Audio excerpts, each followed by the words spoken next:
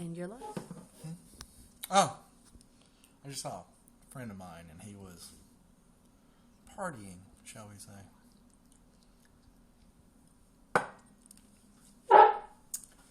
So, he's got to go do that elsewhere. We are responsible adults here.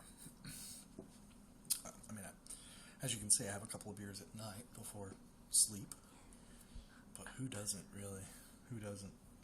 Hopefully when I get older, I'll have cognac. You know? Anyway, Bernie was holding a rally at Lake California, right? And these animal rights activists tried to bum rush him and go on the stage. And I just want to point out that this is like the sort of people that Bernie attracts. And that's the one thing, like, I support Bernie over Hillary. Hillary tried to ban video games. She thought in the late 1990s that the video game Doom for PC, Doom, was too violent and was responsible for crime. So she wanted to ban video games. I'm not even talking about putting a label on that says, adults only violent video game, because that's what Australia did. No. She just wanted to ban them. I'm not joking. I think the exact timing of when that happened, I think, coincided with her running for senator of New York. But whatever. I will never vote for her because of that. I remember being a teenage boy, and video games was the greatest thing in my life at that time because I had yet to have a family and a child. So video games was like, that was it. I mean, you played with friends, you had a girlfriend, but video games was always there. When your girlfriend cheats on you, when your friends are like going off and hanging off without you or whatever, or they're away at their aunt's house for the week, you still got Legend of Zelda Ocarina of Time. The freaking Ocarina of Time's still there. The Master Sword's still there for you. I love games. And this woman wanted to stand up and be like, we're going to ban games. Screw you, Hillary. I'm not going to vote for you. I like Bernie. I like Bernie because of his stance on pay American workers more money. Because I believe that wages are way, way, way, way, way too low as compared to other countries.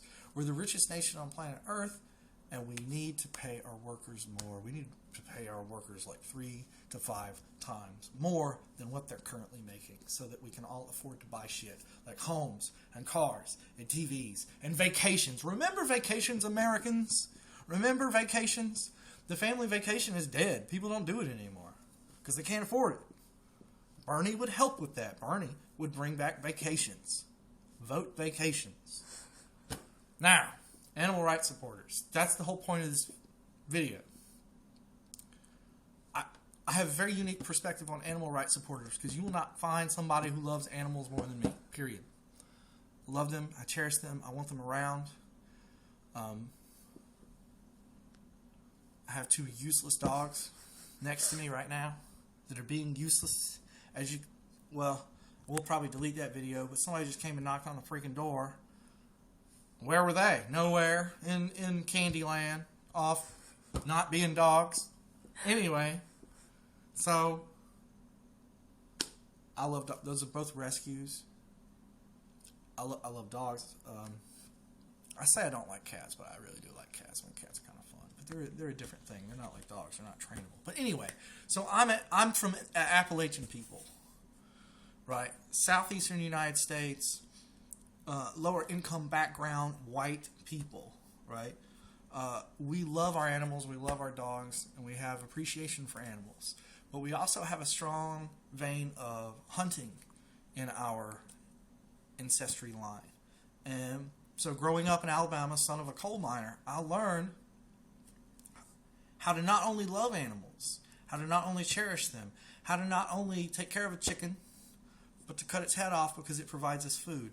How to not only love and take care of a horse, but also to mount it and control it with a firm hand in a partnership so that you both work together for a goal together. I mean, I learned the value of a working dog, which can actually go out on the range and do some work, and it's never allowed in the house, and a house dog, a dog that's pretty much useless on the range and The only thing it's good for is to sit by the fire and to be pet every now and then. I love animals. I love horses. I love dogs. I love animals. And that's the point. That's what we're getting to here. I love animals. That's a human perspective. That's a subjective opinion that I've come up with. Because planet Earth doesn't give a shit about animals. Ask the dinosaurs how much planet Earth gives a shit about animals. Ask the asteroid that came in and just like annihilated a species how much the universe feels like caring for animals this week. The universe doesn't care, okay? So when we actually care and have affection for animals, that means something. That is part of humanity. That is part of who we are. It's part of our ability to project empathy. One of the reasons why humanity is so amazing is we have the ability to formulate in our minds a construct of what another being, another human or animal, may be thinking or feeling at the time, and then think, how would I feel or act in that situation? Then we empathize. We go, well, I can understand that. And then we can say, I would not like to be in that situation. I would not like to put you, another person, in that situation. I would not like to harm you or give you pain.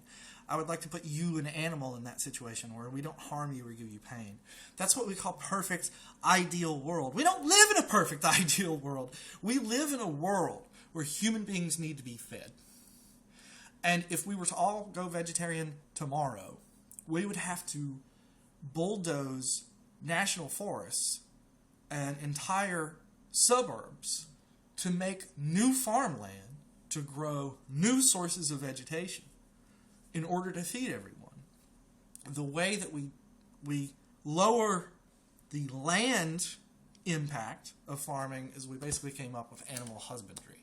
The idea that we make animals so that we can grow them and consume them. Now, this is a brutal practice. And we now live in a society where you don't have to see that. You don't have to see the slaughtering of animals. You don't have to see the conditions the animals are raised in and all that stuff. So when people actually do see it, it can somewhat be shocking. And, I can't, because a lot of Americans don't really think about it. When you sit down to eat a steak, enjoy that steak. There's nothing wrong with enjoying that steak. But remember, a cow died, an animal died, right? But you see, the Native Americans, and this is where it really goes to what I'm getting to. The Native Americans cherished animals, and they thanked them for giving their life so that we could eat, so that we could take their body and use their bones for tools, use their fur for clothing, because we all belong to a great chain of life, a great circle of life. And we will consume the deer and use the bones and the fur for tools. Then when we die, we go into the ground and we make grass. And the deer eat us. It is a beautiful, sacred chain of life. And it should be respected. It should be revered. But animal rights activists have a toggle that flips in their brain that messes them up and makes them perhaps just truly, truly despicable, despisable people. Okay. That empathy that you should have for like a human child, that empathy that you should have for another human, they don't like humans. They've had a human hurt them, or they don't feel like they fit in with humans, so they have turned to animals. And they're anthropomorphizing in their brain human values to animals, right?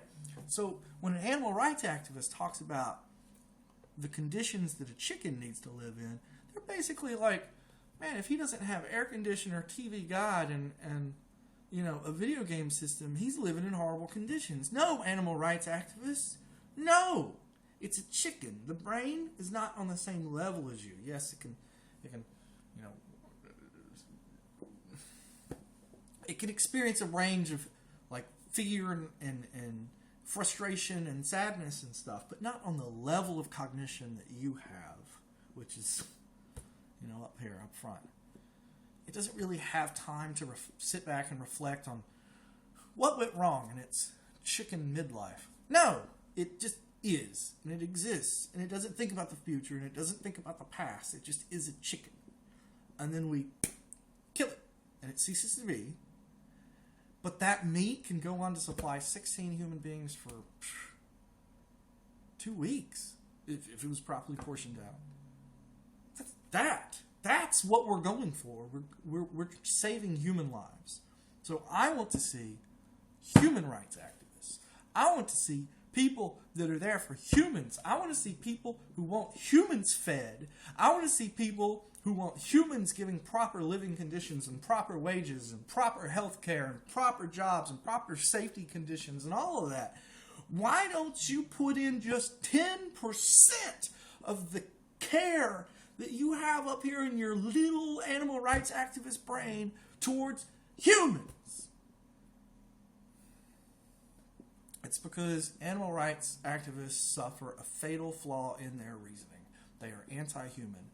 They see animals as these pure, beautiful things that need to be not touched and spoiled, whereas humans are these spoilers of the planet and spoilers of animals. So this is what we need to do. We need to take all the animal rights activists, take them to Africa, and we need to let them go and let the lions eat them. Problem solved.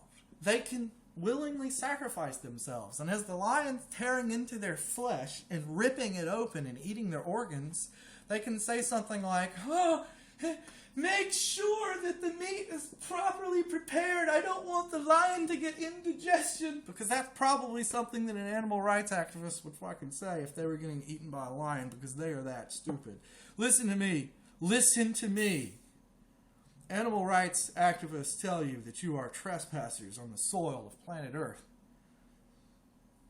They are liars. You are in fact the salt of the earth. You are the fertilizer in which the soil creates and grows things. You are the season of planet Earth. You human beings, you make it all worthwhile. You make the universe have meaning. You make the universe have purpose. And if right now, in our baby stage of development as a society, as a species, if we need to cut off the heads of some chickens and cows in order to feed our children, then by God, we will do it. Or we'll find out whether or not vegans taste good. And that's my thought of the day.